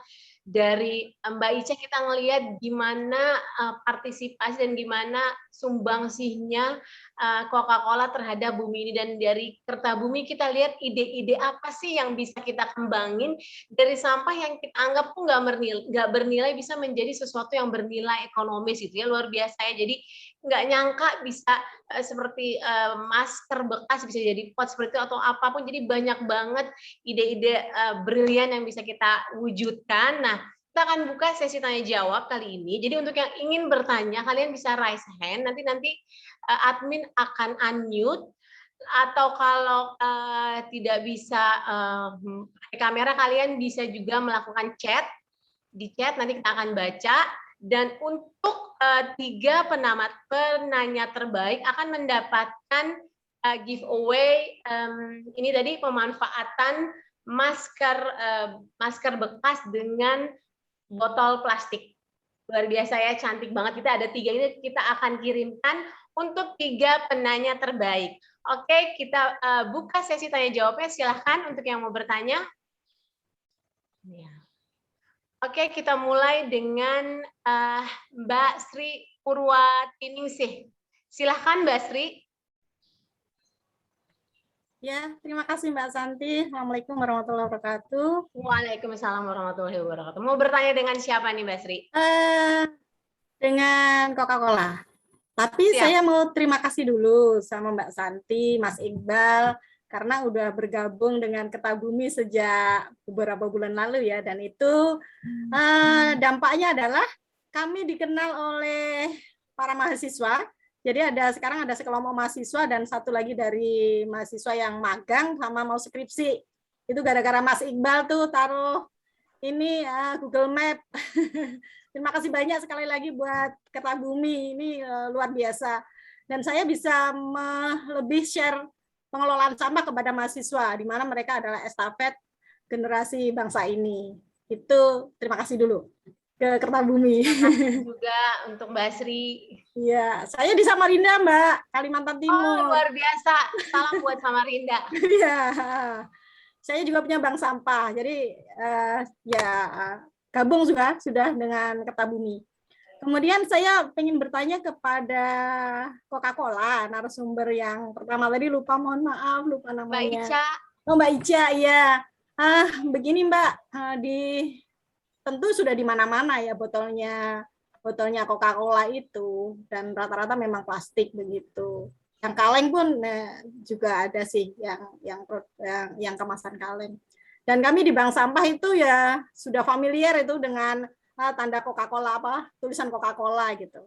Nah, yang saya mau tanyakan gini Mbak, adakah EPR khusus untuk kami bank sampah? EPR itu Extended Production Responsibility. Jadi kalau dulu itu sudah ada di dalam peraturan Permen KLH, yang sekarang Permen KLHK itu ada EPR. Kalau biasanya kan CSR. Nah ini EPR. EPR itu mengembalikan produknya ke limbahnya ke produsen. Adakah yang seperti itu? Kalau memang seperti itu, kami sangat bank sampah kami dijadikan mitra dong di Kalimantan Timur, khususnya di Samarinda, begitu Mbak Ica. Makasih Mbak Santi, makasih semuanya. Salam lestari. Terima kasih Mbak Sri, salam lestari. Untuk Mbak Ica silahkan bisa langsung direspon. Mbak Sri, terima kasih pertanyaannya. Jadi di sini extended producer responsibility ya maksudnya. Kalau yang dari pemahaman kami, misalnya seperti tadi kan, nanti tolong dibenarkan kalau asumsi saya salah ya. Kita artinya mengambil kembali dan membayar gitu ya apa yang sudah dikumpulkan oleh bank sampah gitu misalnya ya, Mbak ya. Gini, kalau kami memang tidak mungkin gini konsepnya. Bukan misalnya extended EPR atau extended producer responsibility gitu. Yang kita dorong itu sebenarnya memang extended stakeholder, jadi seluruhnya gitu ya, stakeholder responsibility. Nah, kalau dari yang kita buat seperti yang tadi mungkin dalam pemaparan saya, kita kan saat ini sedang mengerjakan yang namanya pabrik pabrik daur ulang, botol daur ulang. Nah, memang ini adalah sebuah journey gitu ya. Jadi perjalanan yang pastinya perlu nanti step by step gitu ya, langkah demi langkah gitu, Mbak Sri. Jadi memang saat ini kita akan ada rencana ekspansi untuk pabrik tersebut, kayak pengumpulan sampahnya ya, bukan pabriknya. Nah kan kita bekerja samanya dengan kolektor-kolektor, lapak dan lain-lain. Nah juga mungkin nantinya bisa dengan bank sampah, tapi saya belum bisa janji apa-apa sekarang kalau di daerah Kalimantan, tapi tentunya kita mengincar untuk seluruh Indonesia. Jadi mungkin kalau nanti ada, bisa kalau sudah mulai gitu ya, bisa dihubungkan. Karena kita kerjasamanya juga dengan kolektor-kolektor seperti itu gitu. Jadi memang, tapi nanti yang beli itu dari kita beda ini ya, akan beda perusahaan gitu. PT Amandina namanya nanti yang menggerakkan pabrik daur ulangnya. Tapi kalau untuk sekarang memang belum ada. Karena kita fokus kepada tadi membangun justru networking persampahannya tadi, jadi nggak beli satu-satu, tapi dijadikan partner dulu. Mungkin nanti ke depannya bank sampah bisa menjadi partner tersebut. Cuman kalau untuk Kalimantan saya belum bisa janji karena masih coba di Jawa dulu, tapi ada rencananya ada kalau ke seluruh Indonesia sih gitu Mas. Mudah-mudahan menjawab walaupun ini ya. Belum menjawab walaupun menjawab. Nggak apa-apa Mbak. Boleh saya respon sebentar? Mohon maaf kepada hadirin. Jadi selama ini kami memang bermitra dengan pengusaha daur ulang sampah. Okay. Jadi tapi tidak semuanya itu plastik segala macam, termasuk plastik Coca-Cola juga. Jadi memang di sana tuh didaur ulang berdasarkan jenisnya yang tadi Mbak Ica bilang sampah yang plastik yang tidak berwarna itu lebih mudah didaur ulang, lebih disukai, dan memang harganya lebih mahal dibandingkan dengan yang berwarna begitu. Kami sudah sih seperti itu dengan perusahaan daur ulang, sudah ada di Samarinda itu perusahaan daur ulang itu. Saya pikir mungkin kesananya dulu ya, mungkin ya berpartner dengan sana, kemudian bank sampah berada di mana, mungkin itu mempercepat akselerasi itu. Iya, Baik, terima kasih. Iya. Terima kasih banyak. Sama-sama. Oke, luar biasa sekali ya. Kita akan masuk ke pertanyaan kedua. Kalau tadi kita yang raise hand, nanti mungkin kita akan pilih satu penanya dari kolom chat. Saya akan bacakan pertanyaannya untuk Kak Iqbal. Ya, jadi dari Hadid Aulia, ini mungkin banyak pertanyaannya hampir mirip, makanya kita pilih. Saya ingin bertanya, Kak, bagaimana cara mengajak dan meyakinkan masyarakat dalam hal pengolahan limbah menjadi produk? Tips dan triknya dong, Kak. Gitu. Jadi gimana nih, Kak Iqbal? Iya, makasih. Mungkin nanti Mbak Ica juga bisa bantuin ya dari Coca-Cola.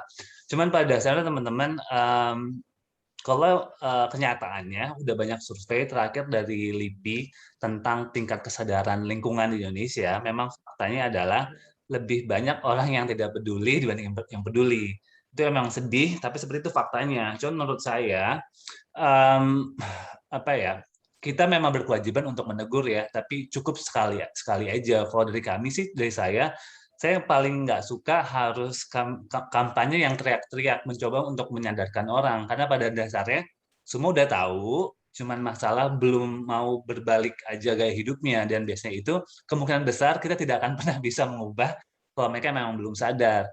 Yang sering saya lakukan, kita advokasi aja dari produk gitu, bikin produk sebagus mungkin, sampai itu kalau orang-orang lihat tuh kayak, oh ini dari sampah ya, oh bisa dijual ya. Jadi harus saya lebih approach-nya gimana bisa memberikan dampak gitu. Mungkin misalnya dari satu RT baru cuman ada 3 aja nasabah bank sampahnya atau 3 orang yang mau mendaur ulang, nggak apa-apa.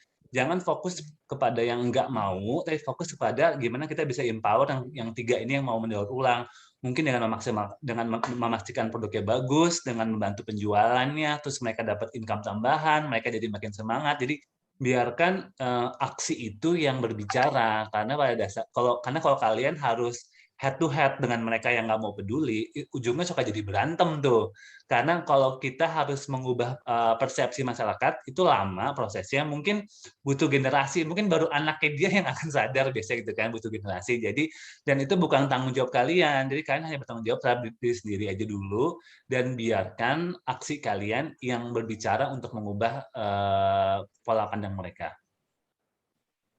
Semoga menjawab itu. Semoga menjawab. Luar biasa. Jadi kita cuman mengingatkan aja kali ya. Dan dari aksi kita semoga bisa menginspirasi mereka untuk ikut terlibat peduli terhadap permasalahan sampah. Mbak Ica mungkin mau nambahin atau cukup untuk pertanyaan ini? Ya, paling menjadi contoh aja, tadi saya setuju sih. Kalau kita cuman ngomong-ngomong tapi nggak jadi contoh juga gitu ya, kan nanti orang lihat sendiri juga kan hasilnya di diri kita sendiri. Bener banget ya. Jadi harus mencontohkan juga ya, jangan suruh orang buang sampah, tapi kitanya juga nggak bertanggung jawab terhadap sampah kita. Oke, kita akan masuk lagi ke penanya berikut yang raise hand. Mbak Maria, silahkan Mbak Maria. Mbak Maria, apakah ada Mbak Maria? Saya, Maria dari Depok. Mbak Maria, silahkan Mbak Maria, ingin bertanya dengan siapa? Siapapun yang menjawab deh. Bu, saya bingung dengan sampah yang ada di rumah. Jadi sudah dipilah-pilah ya, botol-botol Coca-Cola, Aqua, berbagai macam. Tutupnya pun dipisah-pisah. Terus galon-galon kosong juga, mineral ya, tutupnya juga kan kita pisahkan. Jadi yang bahan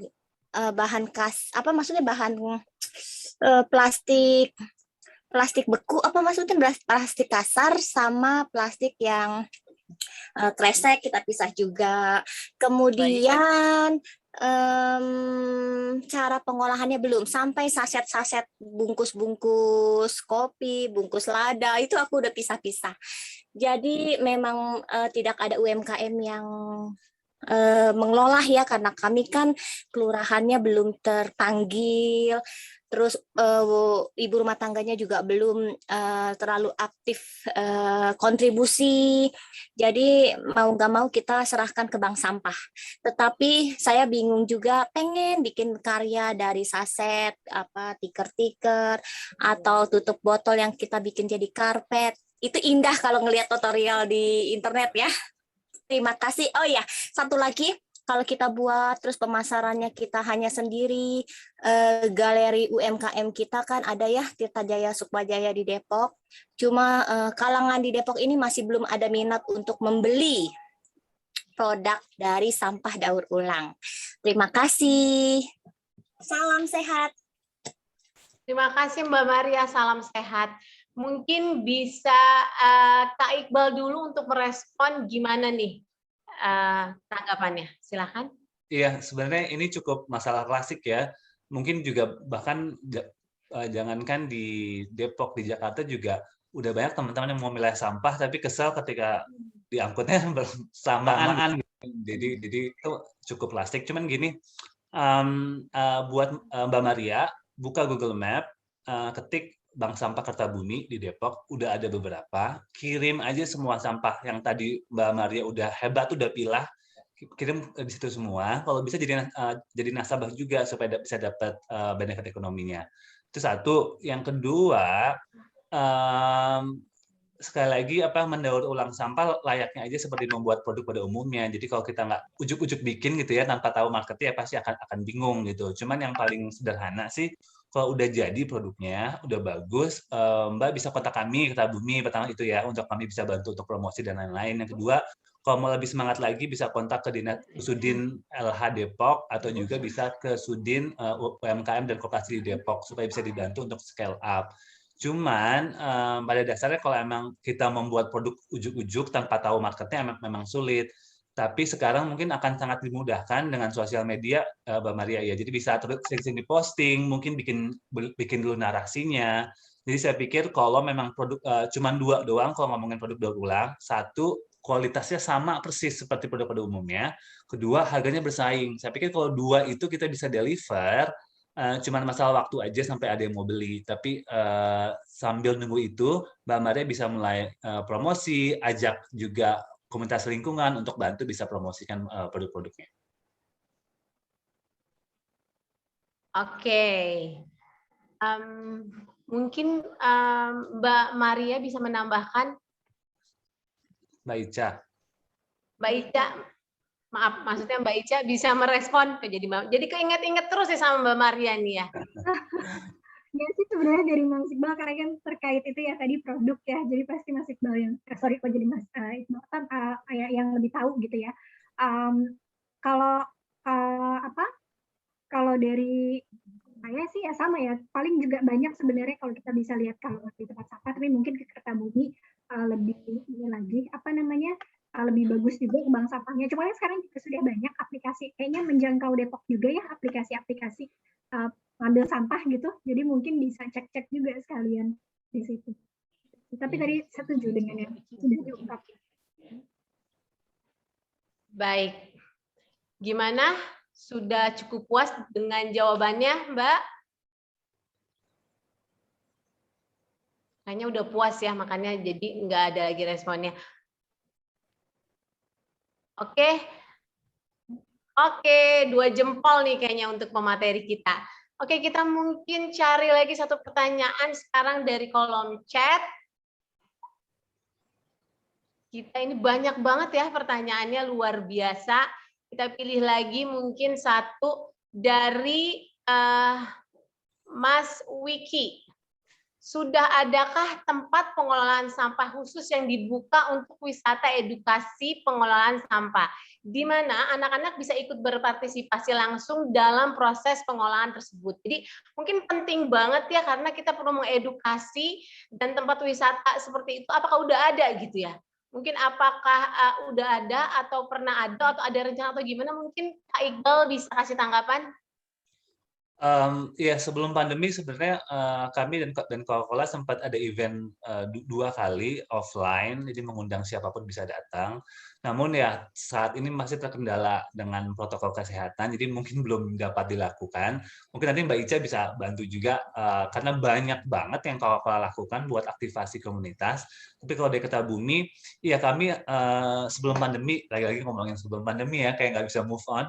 Cuman kami setiap minggu tuh pasti keliling RT biasanya untuk edukasi ibu PKK. Umumnya kami memang fokus untuk mengedukasi orang tua karena kalau ngomongin daur ulang cukup teknis gitu kan, cukup ada gunting, cukup apa ya, butuh skill yang mumpuni. Jadi kami nggak terlalu fokus kepada anak sekolah. Namun kami keliling Indonesia, keliling RT RW untuk mengajarkan ibu-ibu dan bapak-bapak untuk cara mendaur ulang. Namun ya itu ketika pandemi ada prioritas yang lebih penting yaitu kesehatan. Jadi kami tidak melakukan kegiatan offline lagi. Namun setiap minggunya kami punya kegiatan online. Kasanti juga salah satu narasumbernya. Jadi bisa ikut sebenarnya untuk kegiatan-kegiatan untuk daur ulang ataupun kegiatan ramah lingkungan lainnya yang kita lakukan di setiap weekend, ataupun kami terbuka untuk kolaborasi sekolah ataupun universitas yang mau kerjasama untuk sampah bisa langsung japri kami. Untuk Coca-Colanya silakan, mungkin Mbak Ica bisa bantu. Ya, terima kasih Mas Iqbal. Kalau sebenarnya sama ya, kalau yang kita lakukan juga yang sudah diungkapkan Mas Iqbal, setuju sih sebenarnya edukasi awalnya ke orang tua juga ya karena masalah teknis, tapi yang kita sudah lakukan kalau di Green School, kegiatan-kegiatan Green School seperti itu bisa aja sih ke anak, tapi memang pelan-pelan gitu caranya. Saya sih nggak ada tambahan lagi ya, yang penting tadi tetap diulang-ulang terus aja untuk edukasi, memang harus, karena tidak bisa ngerti sekali sih. Ya, terima kasih Mbak Ica. Bener banget, kita nggak pernah bosan untuk mengedukasi, terus edukasi ya, nggak pernah ada kata capek. Dan memang trennya orang setiap tahunnya semakin aware banget terhadap permasalahan sampah dan lingkungan ini. Jadi pasti ada dampaknya gitu ya. Oke, kita akan coba buka lagi pertanyaan yang raise hand. Mas Edwin silahkan. Mas Edwin. Oke, kalau nggak ada Mas Edwin, kita coba Mbak Wartiniati, silahkan Mbak.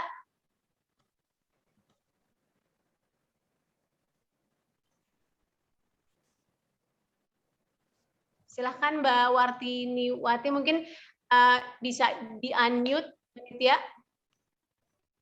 Oh iya. Assalamualaikum warahmatullahi wabarakatuh. Assalamualaikum warahmatullahi wabarakatuh. Kedengaran ya suaranya ya? Kedengaran Mbak, silakan. Kedengaran ya? Salam kenal. Dengan Kertabumi saya nggak asing lagi deh.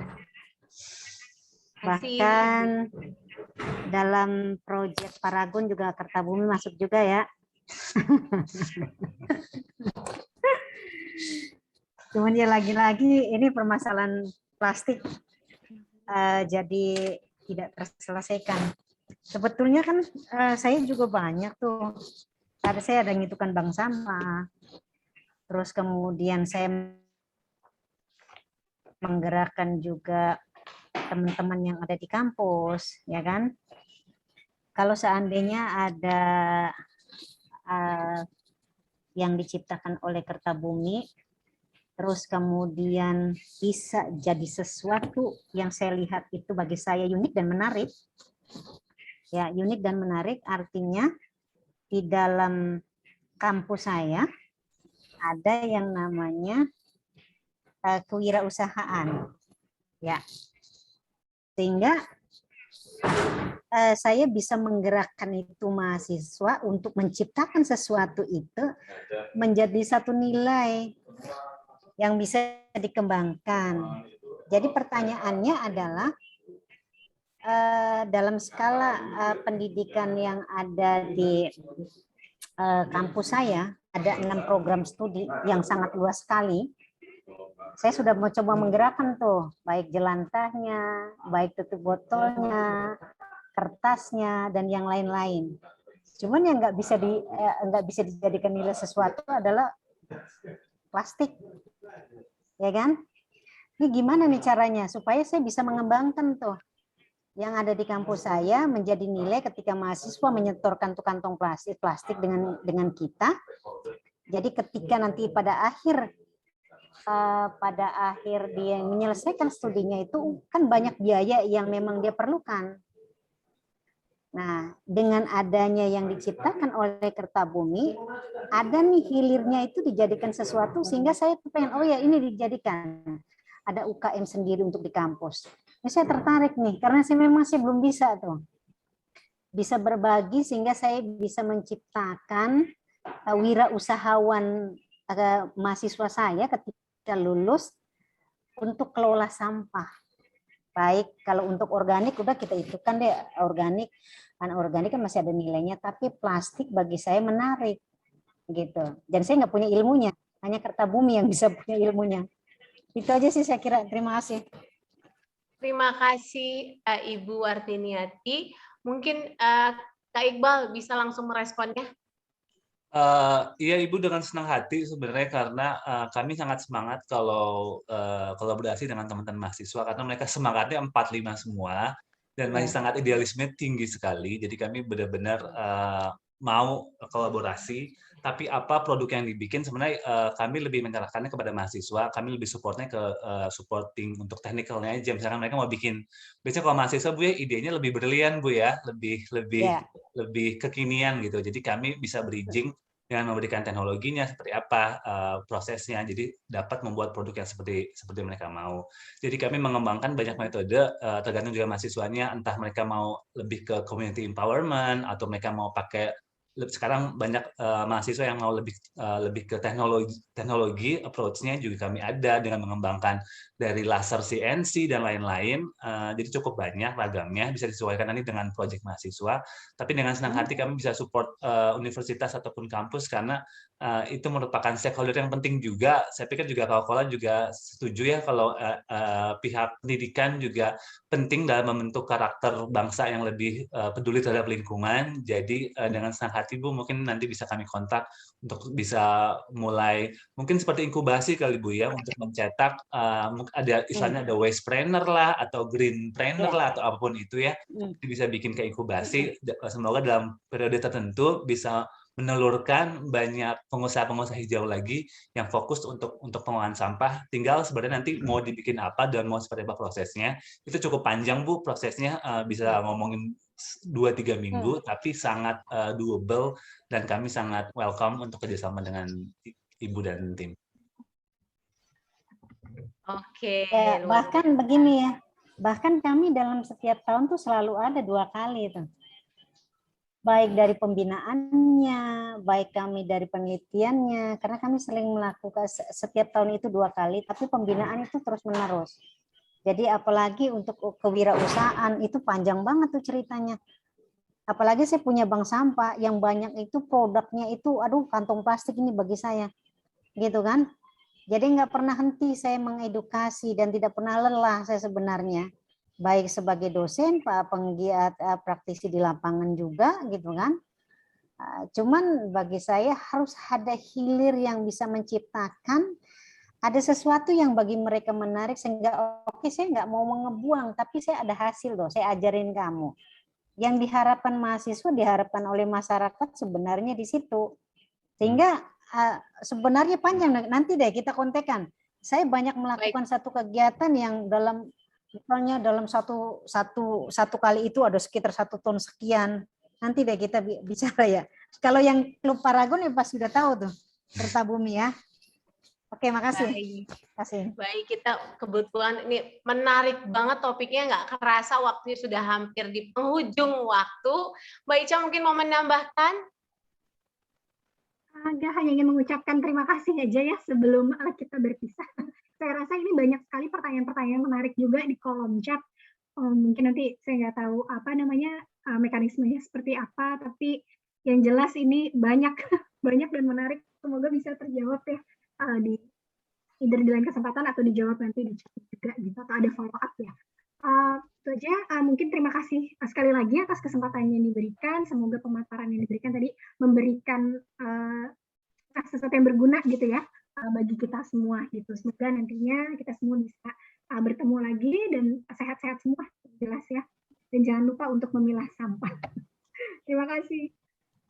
Oke, terima kasih Mbak Ica, benar-benar luar biasa ya. Saya juga mau mengucapkan terima kasih banget untuk semuanya.